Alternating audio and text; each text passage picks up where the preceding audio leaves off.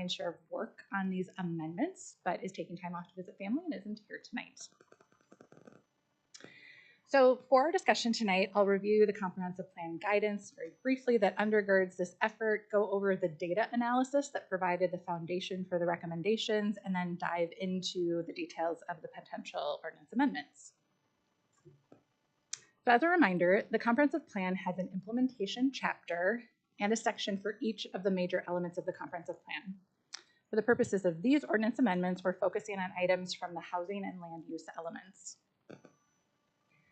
The first item that we've selected to update is to update the zoning code to support the land use categories of the land use chapter, specifically with regard to residential development standards.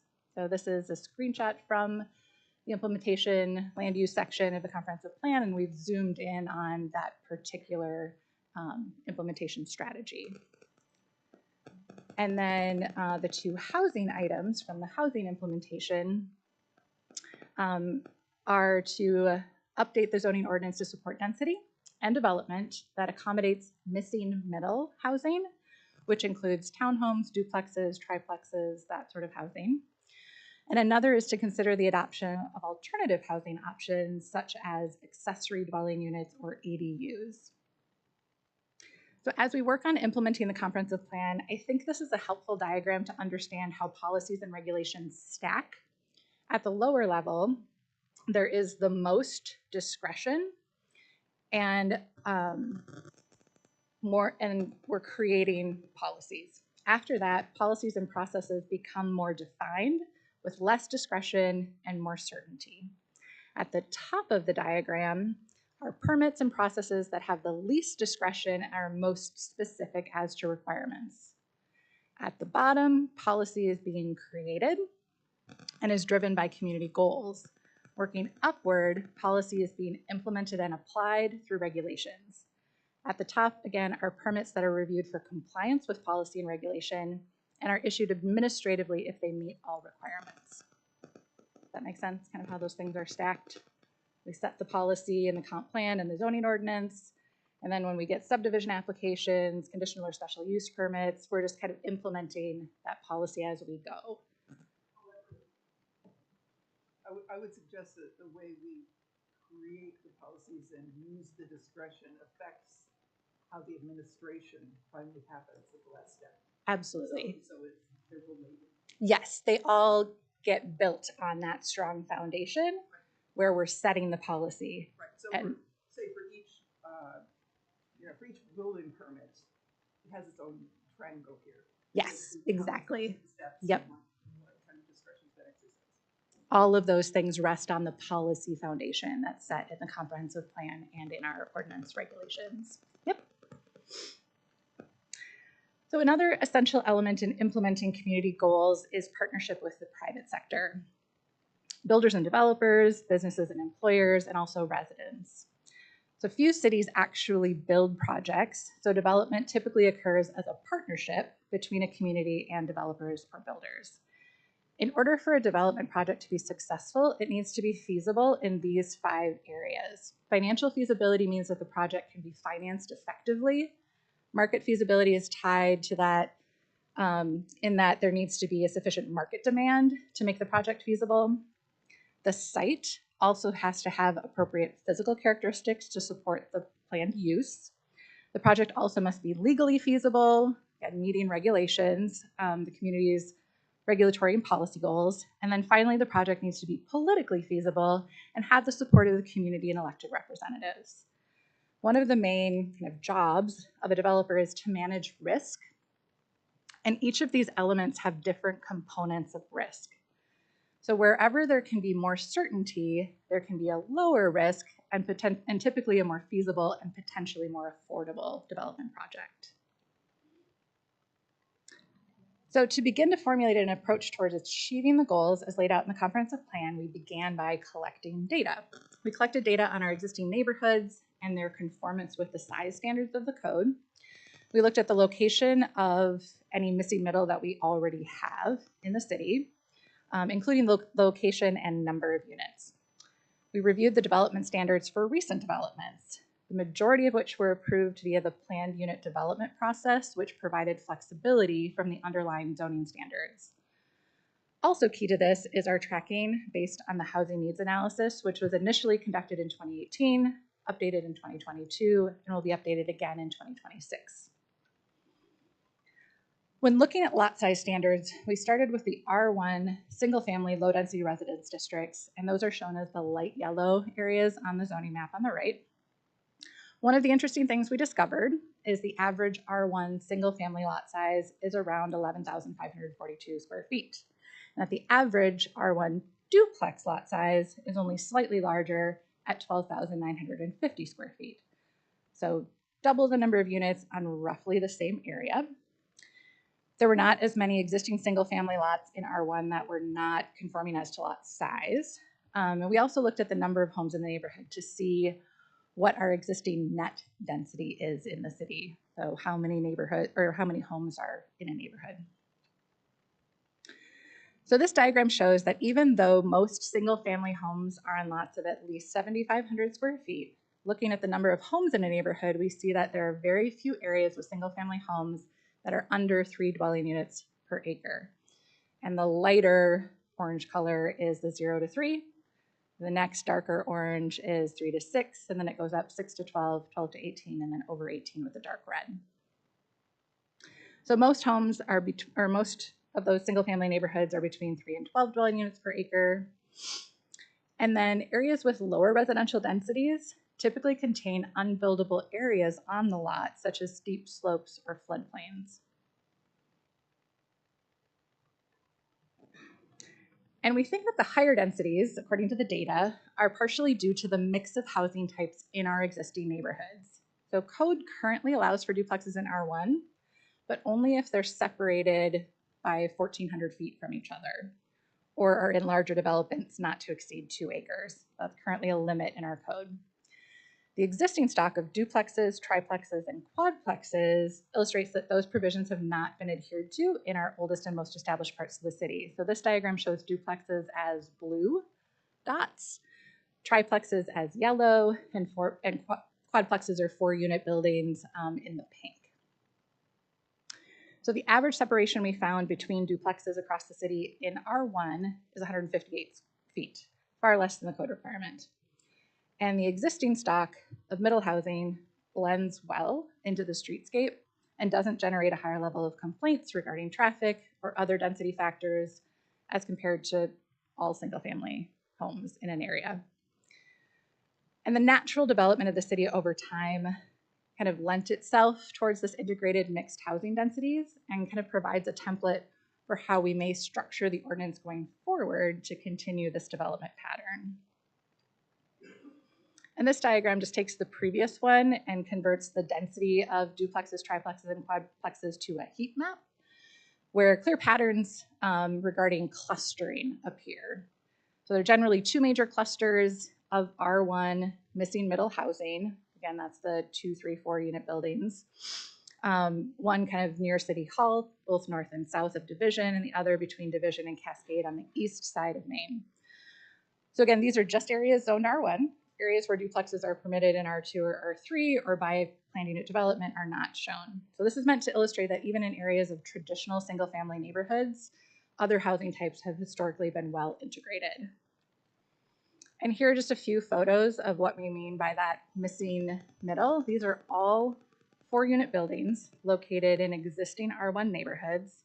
Some have been converted from single-family homes with maybe some additions to the building.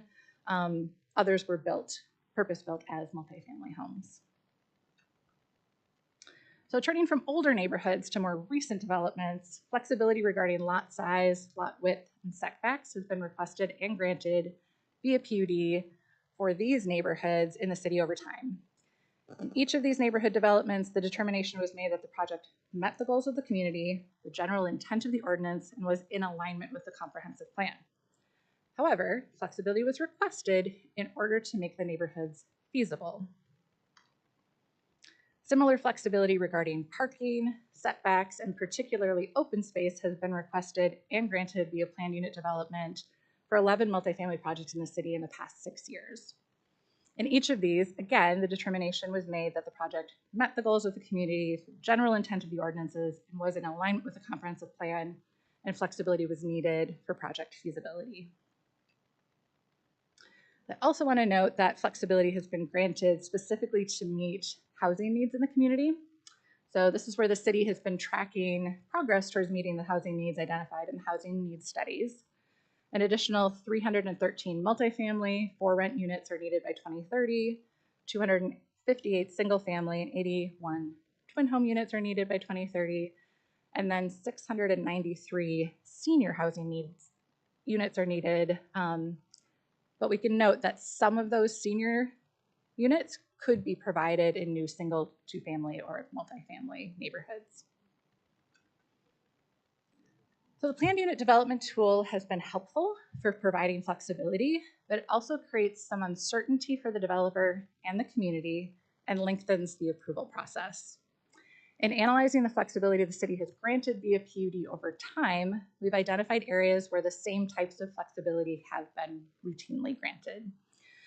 Essentially, each of these approvals set a new zoning standard, basically created policy going back to the bottom of that zoning pyramid.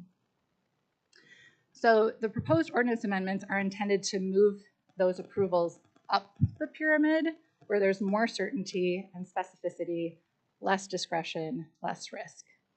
Expectations and outcomes are known by both the community and the developer. But another impetus for codifying these is to ensure that we're treating proposals equally and not arbitrarily approving some developments but not others that are substantially similar, preserving the constitutional rights of equal treatment and due process. So, key takeaways from the data collection are that lot size, setbacks, and housing types are the areas where our ordinance is out of alignment with the comprehensive plan and current development feasibility. We also found that scaling lot size differently across the housing types in R1, R2, and R3 would be consistent with existing missing middle development patterns and may provide additional opportunities for more of this type of housing development in new and existing neighborhoods. We've concluded that amending the ordinance based on this data and policy decisions that have already been made aligns with the comprehensive plan implementation goals and can make the development process more certain for both the community, landowners, development partners, which may also make development more financially feasible, which could work towards meeting housing affordability goals.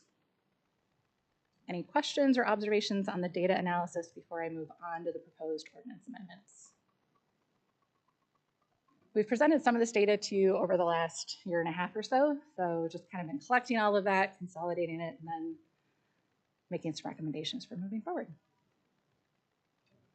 Okay, in this next section, I'll go over proposed residential ordinance amendments and then wrap up with some other amendments the staff is recommending based on issues that have just been popping up over time.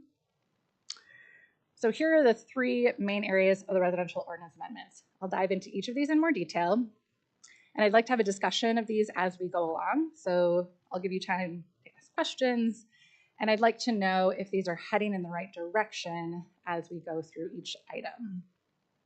You have a copy of the draft ordinance amendments at your places, and these are draft and can change, but we wanted to give you a look at what these policy changes may look like if they're going to be incorporated into the ordinance. So at the very top of the packet is a chart that provides an overview of the changes to the residential standards. So you can kind of see in one place what's staying the same and what's recommended for change. So it goes through R1, single family, the standards regarding setbacks and density, what the current code is, the proposed standard, and what the change is, or if there's no change.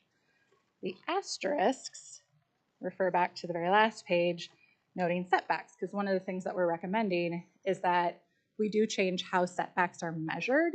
Right now, they're measured to the overhang or the eave of a building, which can vary, rather than measuring from the property line to the building foundation, which is a more typical and standard and uniform setback measurement.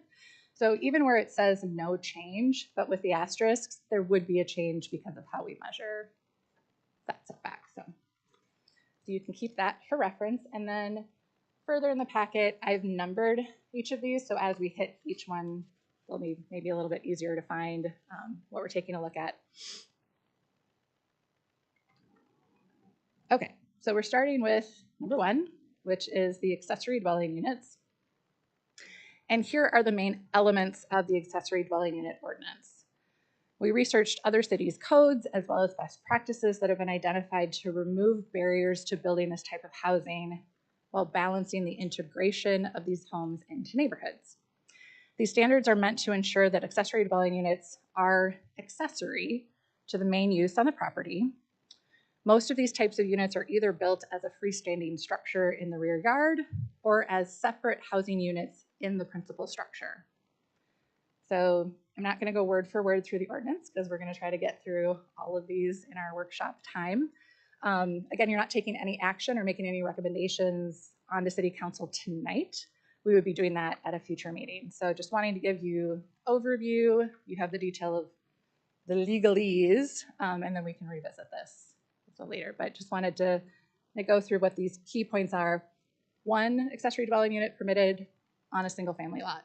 So if you've got a duplex, you've already got 2 units on your property, so no accessory dwelling units. So really we're just focusing on single family lots. We want to make sure there's a clear pedestrian path to the door. This is also for public safety purposes so that police and fire can respond in case of an emergency. That also relates to the limit on fence height and gate requirements for access to the rear yard so that they can see in and make their path to the door to, address any public safety needs. They're limited to 1,200 square feet and no more than 30% of the rear yard. And the 30% provision is our existing accessory structure limit. We don't have specific square foot sizes. So if you have a really big backyard, you could have 30% of that can be accessory building or accessory dwelling unit. A garage, a shed, yes, something that is related to the residential use, but not the primary residential use. Not taller than the main home, again, kind of thinking about scale. And then for parking, this can be something that stops the project from going forward. So if on-street parking is available, we're not requiring any additional off-street parking for an accessory dwelling unit. If there is no on-street parking, then they need to provide 1 unencumbered parking space. And then also it's subject to our minimum room sizes for building code to make sure that, yep, you can have a tiny home, but it still needs to meet health and safety requirements. So, for the tiny homes, like the pre-built and modular tiny homes would be allowed? Mm-hmm. Yeah, and there's nothing in our code that would say it has to be on a permanent foundation or, some of those kind of things. The challenge with accessory dwelling units, honestly, is connection to water and sewer. That can be the hardest and most expensive part of adding a unit outside of the existing home, depending on where your utilities are coming from. So with tiny homes, oftentimes they might have like composting toilet, like they're kind of self-sustained. But really we're looking at something that is going to be more permanent and connected to utilities. Would there be requirements for a separate meter and ADU? So that's something that we'll have to talk to our utilities about, because right now you may not have a separate meter for a duplex, or you're renting a room in your house and you don't have a separate, meter for that kind of thing. So we don't want that to have to be a restriction, but there may be plumbing code requirements that will need to be met. Anything else on accessory dwelling units? Are there any existing somebody that would qualify as an accessory dwelling unit in town that you are aware of? Yes, we haven't done a complete inventory, but I do know that there are some on the east side that are accessed off the alley, and who knows when those came into being. But unless we change the ordinance, we can't allow any new ones. And we have had inquiries from people who would like to explore this as a possibility. One of my questions is, as far as parking goes, so if somebody builds a house behind their house, accessory dwelling unit behind their house, you talk about if there's no on-street parking in one more space, does that mean they have to have a driveway that goes around to that? Or do they have to add on to the driveway sideways? Or are we saying if you can fit 2 cars in your driveway, that's good enough? The latter, yes. So they do not have to have a separate driveway back to the accessory dwelling unit. But we don't want it to be a situation where they can park in a garage space, but someone at the house parks on the driveway and then they're blocked and they can't get in and out. So that's the unencumbered parking area. Maybe parking area that they, people can get in and out of. Yes. Yep. Independently, separate. Yeah. That kind of thing. Just one quick thing, are mics on? Because we're recording, so. Sorry. Yep. Okay. I have one quick question. Oh, yeah. The path, does it have to be like a sidewalk? Or can it just be, I think we're open to it being a clear pathway. So snow should be removed in the winter, that sort of thing, so that people can safely access their unit. And then again, if any emergency services are needed, they can clearly access that. Could be gravel, it could be pavers, you know. I've asked this before about other things, and my imagination always goes to what's ideally happening in maybe nearby communities, and are you know, some of these questions maybe could be answered with a modeling from another community, or is that part of maybe some of the things you'd be looking into is, you know, how other communities have these We set up? did. And it sounds like maybe you already have some of it Yes. already in there. Yeah. And so just finding that out and what works, and maybe even find out when things didn't work. So. Yes. So our previous intern, Nolan, he presented maybe a year and a half ago. You might remember him. He did a bunch of research on accessory dwelling units, both best practices and what other communities are doing. And we tried to right size what we thought would work for River Falls, and also have some lessons learned from places who've tried this, you know, even a decade ago. One of the takeaways is that this isn't a magic bullet to solving affordable housing. These are not easy to do. And even communities that have tried to be as welcoming as possible to accessory dwelling units have not been inundated with new units and permits. Where we've seen the most of them is in areas where the rents you can get are justify the building cost. So in more high cost markets. And so that's been, but even in those, it's been a challenge because they can be very expensive to construct, particularly with the utilities. But we want to at least remove barriers and make this an option, an opportunity for places where it may work. And this may end up working best in an existing home to create, you know, it's got a separate entrance, but it's around the back or around the side, and they can have their complete dwelling unit within the principal structure, easier to connect to existing plumbing, those kinds of things. All right. So on to the changes on other residential housing. So this is number 2. This packet is thicker, but what you'll notice is some of the sections that are crossed out are just rearranged. We keep some of the same language, just put it in a different area. This one also includes a chart at the beginning to very clearly see what are those performance standards in the different residential districts.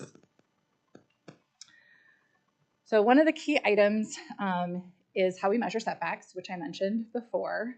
So we're looking at that being measured to the foundation rather than the overhang. We're also proposing that for some types of housing and zoning districts, we step away from a minimum lot size or per area unit and instead use a density standard, or basically the number of homes per acre.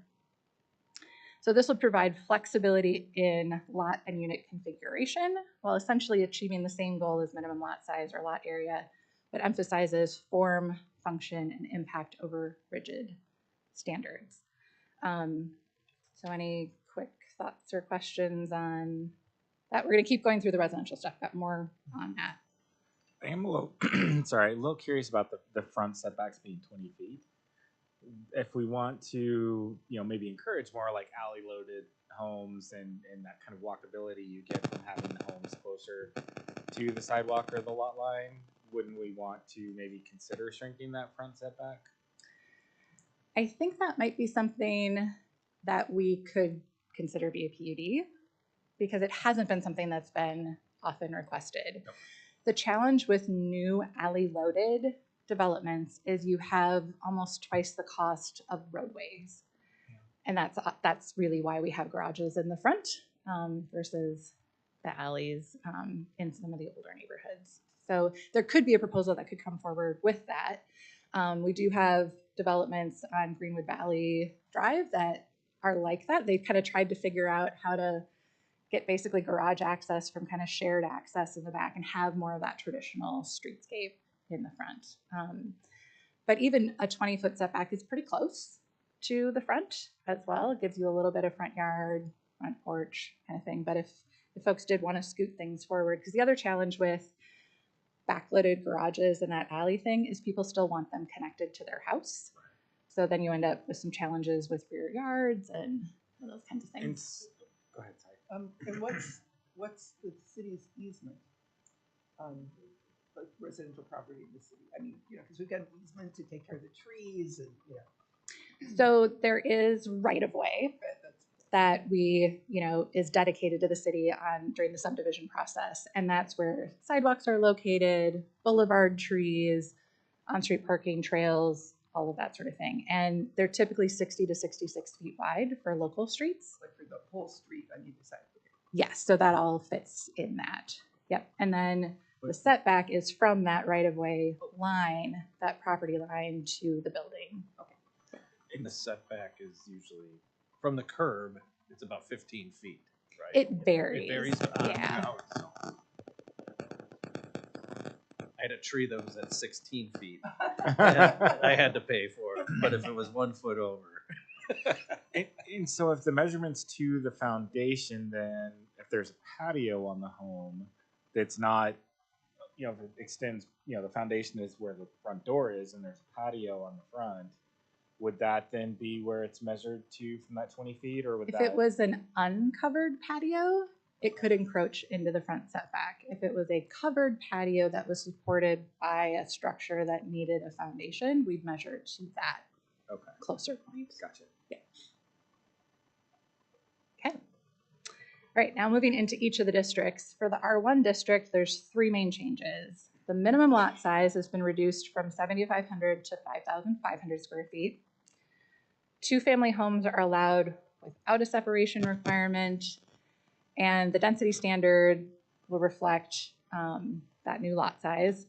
And then the big new thing is that triplexes, again, we're trying to get to that missing middle that we already see in our R1 districts, would now be allowed on lots that are at least 10,000 square feet in area.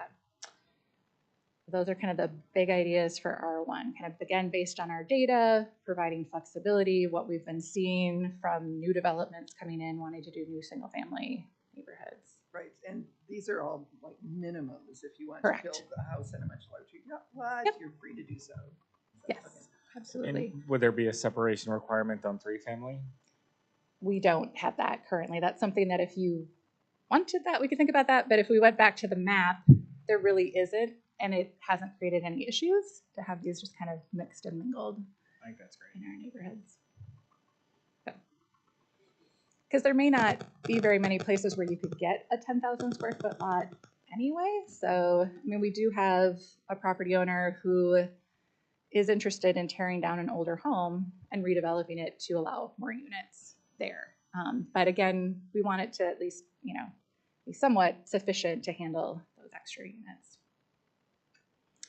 So then in R2, this is where we're trying to kind of scale our single, because right now in R1, R2, and R3, single family minimum lot size is identical, even though those are meant to kind of scale up in density. So we're proposing to recognize that scale to move that single family minimum from 7,500 to 4,500 square feet.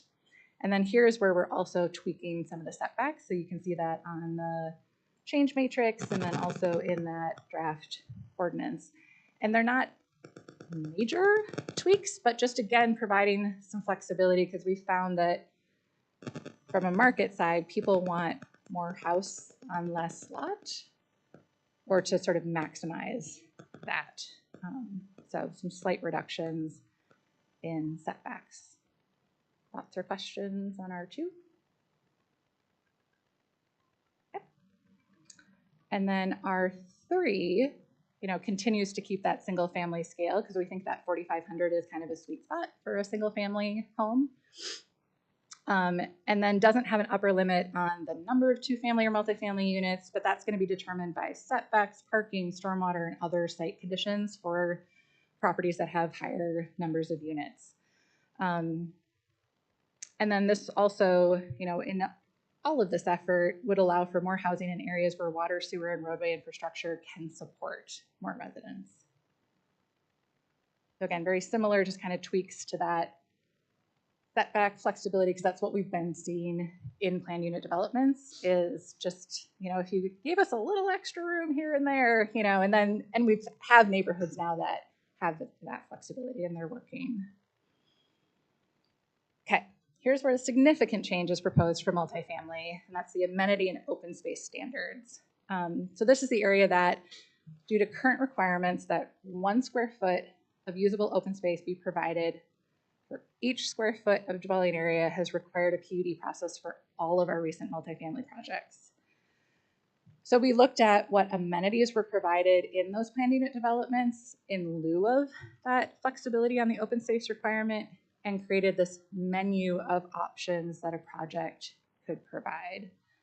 So community gardens, picnic shelter with other features such as some lawn area, grill, a little bit of a shelter. A play lot, having a minimum of 1,500 square feet with at least 2 pieces of equipment, a full or half court basketball, walking trail with benches, a multi-use field, again, a minimum 800 square feet, shared use pickleball, half-size tennis court, indoor or outdoor gathering space, but a minimum of 500 square feet, dog run, pet exercise area, fire pit with seating. So these are some of the things that are amenities that have been provided in multifamily projects in exchange for that open space flexibility in the city. So amenities are still going to be expected. Yes. But a lot more flexibility about what they are. Yes. So the number of things you need from that menu is going to be based on the number of units. So the more units, the more amenities are required, but you can still pick and choose which ones will work for your particular project. So here we're saying less than 20 units, 1 small project. I mean, in places like Lake George Lofts or University Falls, they've got outdoor seating area. It's not big, but they're also right on the Connecticut Trail system, that sort of thing. So it's graduated. So as you get to more and more units, we want to make sure that there are sufficient amenities to serve those residents. And then here's where we're also keeping more flexibility in it. We will retain the 1-to-1 open space standard, but as an option and not a requirement for all projects. And then if undeveloped open space is provided at 1 square foot of open space per 2 square feet of dwelling unit, half the required amenities would be needed. Emily, sorry to interrupt. Right now, the requirement of 1-to-1 open space is just that. It's just open space. There's Correct. nothing, no amenities, no Correct. trails, just here's a field. Right. Okay. Yes. So and we it's don't not think that really- that serves residents. Yeah. So very it's not well. functional and useful in any way. It's just a green space requirement. Yes. Yeah. Yep. And what that does is it makes development less efficient too. When we want to make sure that we're preserving land area for other uses, on the edges of the city, if we can have more people in the city where we already have infrastructure and amenities, we should put them there. So these other flexibilities we also think could be useful in redevelopment or new development. So if a project provides affordable housing units, that they could also receive a credit or a reduction in required amenities. So because that is something that is a policy goal. So we can provide some flexibility there. And then lastly, knowing that some of these multifamily projects may be redevelopment or infill sites within the city that may have site constraints, we want to propose that proximity and connection to existing public open space and amenities be recognized. So you still have to provide something right there for people to walk out their door or have in their building. But if they can walk out their door, get on a trail or sidewalk, and be within walking distance of our parks and open space system, we want to recognize that that's also an amenity for those residents. This change in policy, I know that we've discussed at certain times that we actually have more park area then, you know, in many places per capita, we've got a lot of park. So this kind of maybe spreads out the amenities a little bit and kind of lets the city grow into the number of parks it already has. Yes, that's a good point. I know that Alderperson Morissette sometimes threatens to sell the parks because we have too many, but I don't agree. Well, and again, the thought of if we have more residents in the city, we may have more resources to upgrade or amenitize the parks and open space that we have as well. I would put the things that we've planned into Heartland. Yes. Yep. Okay, the other big piece for the multifamily performance standards is parking. So here we're trying to right-size the parking requirements based on existing projects in the city, standards other communities use, and then thinking about locations that may have available on-street parking for visitors versus those that need to provide some off-street parking for guests. So I'm thinking about the Current or the Upland, where they're on some kind of major collectors where we don't allow on-street parking.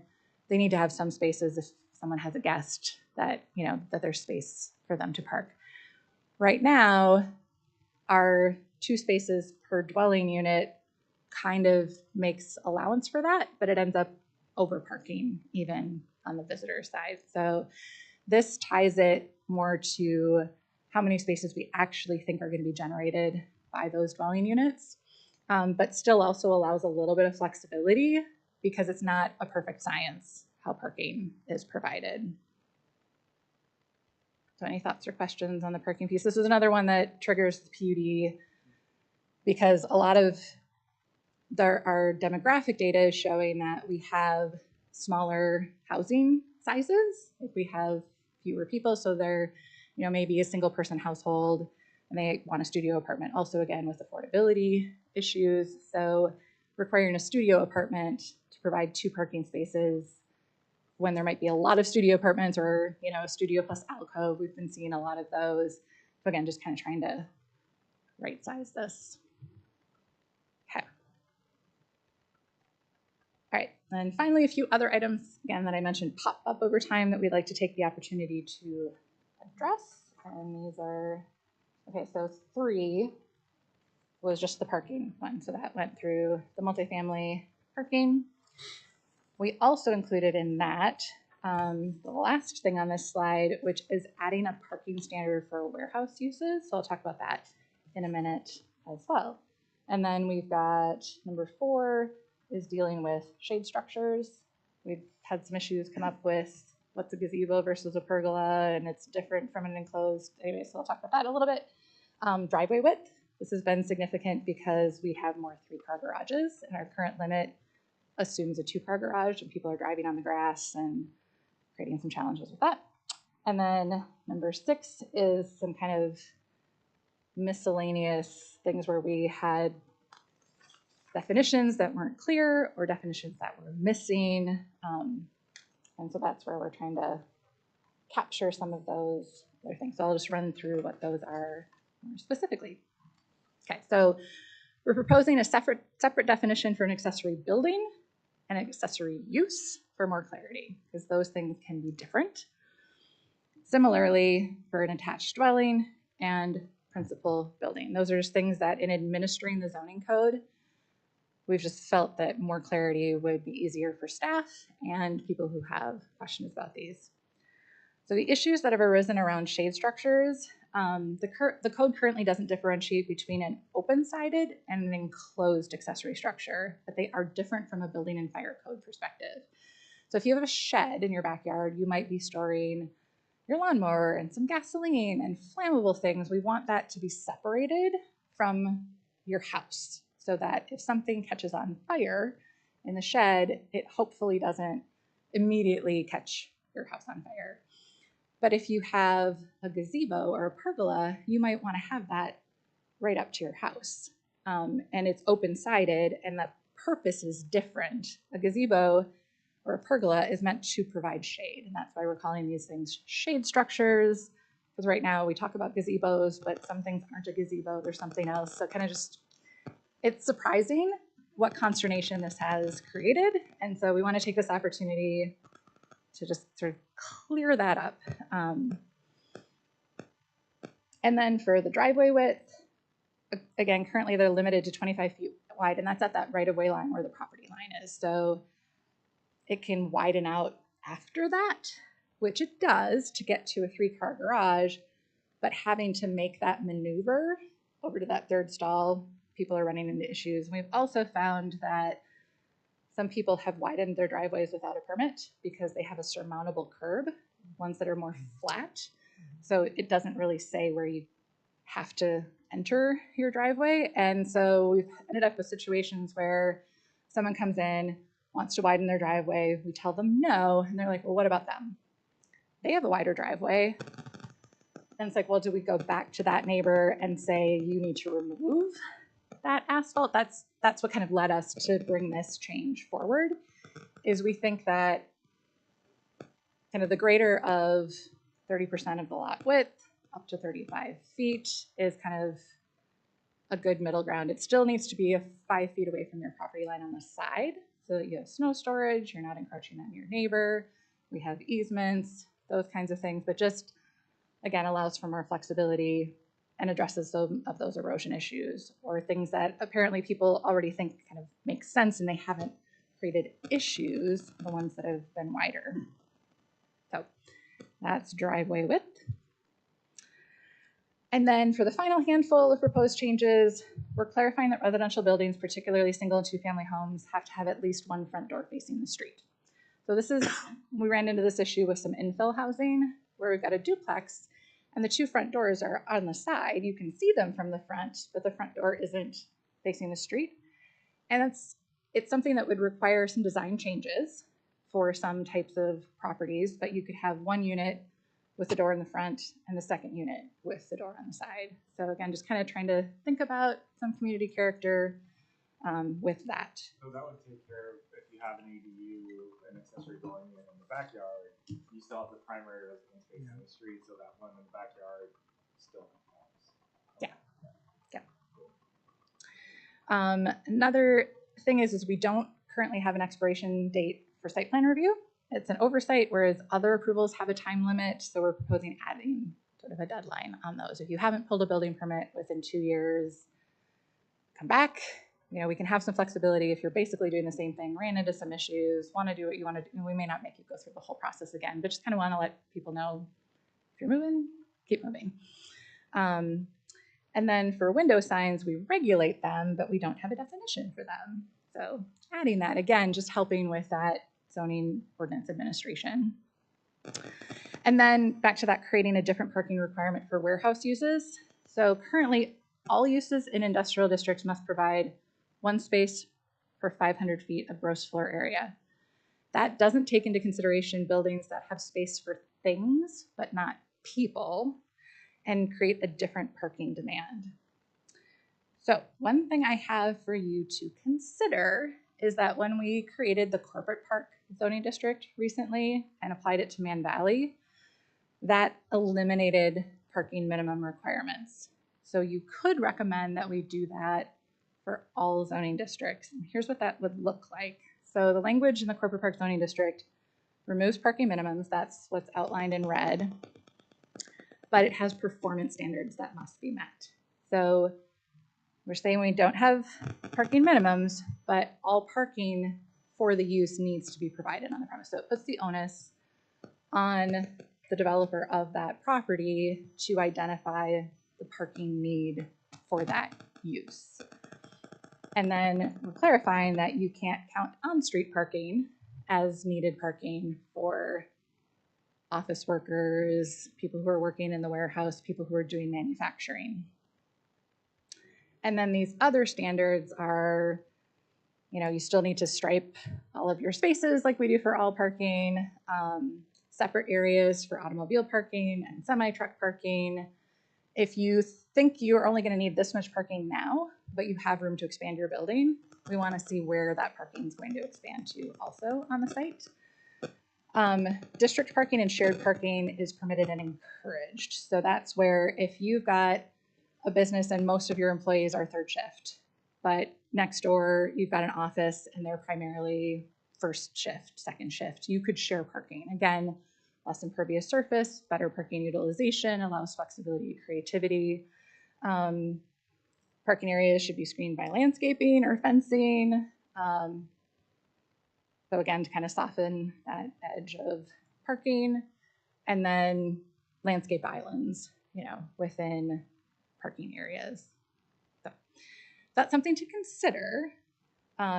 What are your thoughts, kind of initial thoughts on that? Either going to what we've proposed in this, which is for warehousing, we can do one space per 500 square feet for the first 10,000 square feet of gross floor area, and then one space per 5,000 square feet after that. So that's another way we could go. So we could create a standard that makes more sense for places where there's stuff and not people, and do this kind of incrementally and see how that goes in our existing industrial areas. Or we could just say, Corporate Park zoning district is very similar to our I-1 zoning district. We haven't had anything build under these standards yet. If we apply these in our current zoning districts, we might see things come up in Sterling Ponds or Whitetail Corporate Park that may really like to utilize this additional flexibility. So if we go this route, they tell us they're gonna have 2 employees, they only have to put in 2 parking spots. And the risk to them and to the city is that they leave and another user wants to come in and they need 15 parking spaces. Right, So again, it kind of, yeah, back and forth, pros, Yes. cons, everything, I get that. Okay.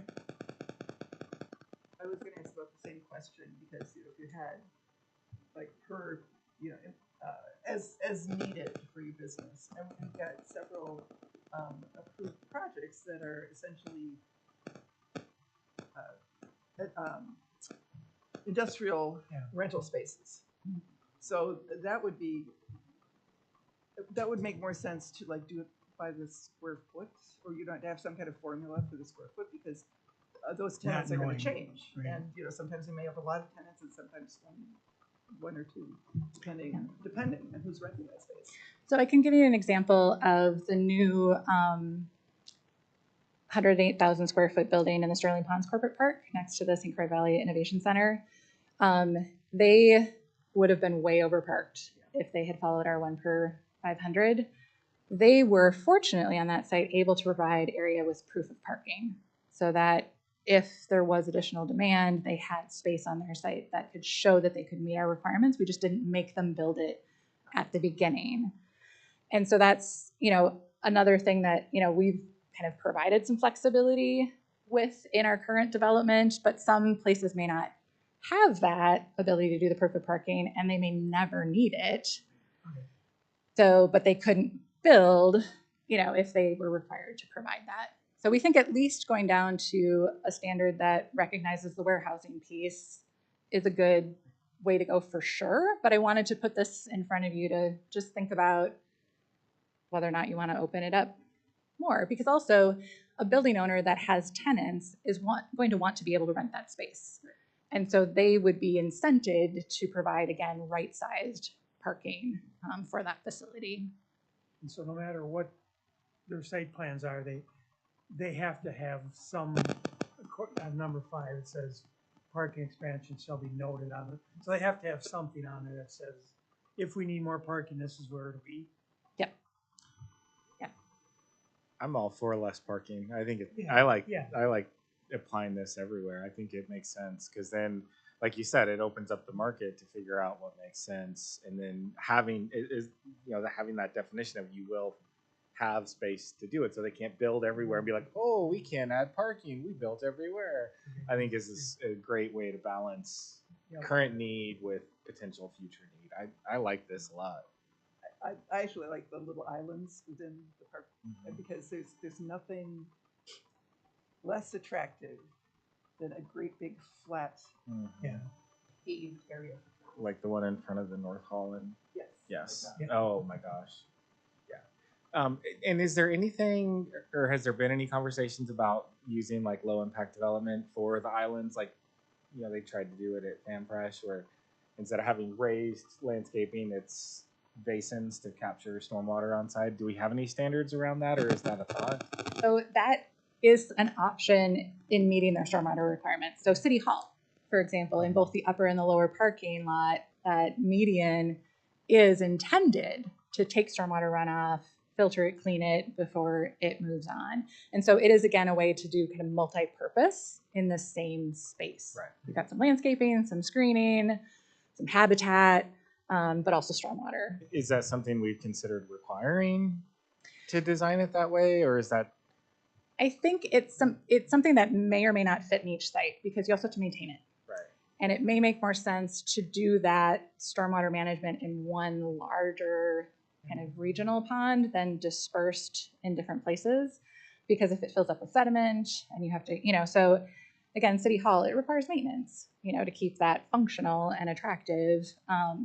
And industrial places may not be as into that, but there's also things that you can do. You can do shrub plantings. It doesn't have to be 50 different species. There's ways to make it work. So that's always an option for meeting any stormwater requirement. Okay, that's it. So the next steps are any further discussion on any items we covered this evening, and then decide if you're ready to move ahead with making a recommendation on these ordinance amendments at your next regular meeting, or if you want more discussion. And then with that, I'll turn it back to you, Mayor. Well, is everybody okay with having to go on with this? I think, are there Yes. big issues? Are there? I think I'm okay with going on with this, especially since we've got a month to review what we've got in front of us. Communicate with you if we've got questions. Right. We can debate it when it's in front of us. Right. But yeah, I commend you because I know this is detail-oriented, Yeah. time-intensive Yeah. work. So, Yeah, you've done a great job. yes, thanks to you and your staff. And it's helpful for us when we can refer to these things and things are more aligned. And when the public comes forward and says, I see this in a document and it doesn't seem like you're abiding by that, Right. for us to have that to show that there is alignment, and because people don't know the difference of some of the nuanced things about PUD and all of that. So this helps us communicate. And in an ideal world, we would have done this the month after the comprehensive plan was adopted, right? But we just have time and capacity and other things going on. And so thank you for your patience in us getting this to this point for you as well. So we'll put this on the agenda for recommendation at your regular meeting in January. And again, that's going to be an opportunity for more discussion, tweaking things. You could decide you want to move 5 of the 6 things forward and keep working on one of them, so there's still some more flexibility and option in that going forward too, because this is a big package and I think it will be impactful. Well, and I think the idea of this is really to make our jobs easier, because with the flexibility and the changes here, there's potentially going to be less stuff coming to us because you don't have to go through the PUD process. It's going to be just approved administratively. And that makes it easier for the developers, makes it more straightforward, makes fewer meetings for us potentially. We won't, So I think the changes, as someone who studies this stuff, I think the changes are in line with other communities that have gone through this process and make a lot of sense. Yeah, and also with the way housing is changing. Yep. over Yep. time. Households are getting smaller, expenses are high. Yeah, I think it's great. And I like the idea of the concept of this is all stuff we're already doing, but you have to go through this long process, and now it'll just make it that much simpler. So it just makes great sense, and appreciate all the extra work you guys have done on this. Good. Nice job. Well, thank you. Now we'll just take a brief break and then reset for our regular meeting that'll start at 6:30. Sounds good.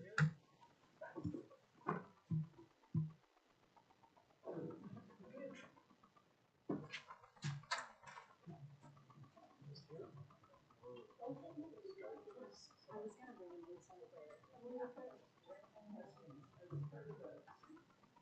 bring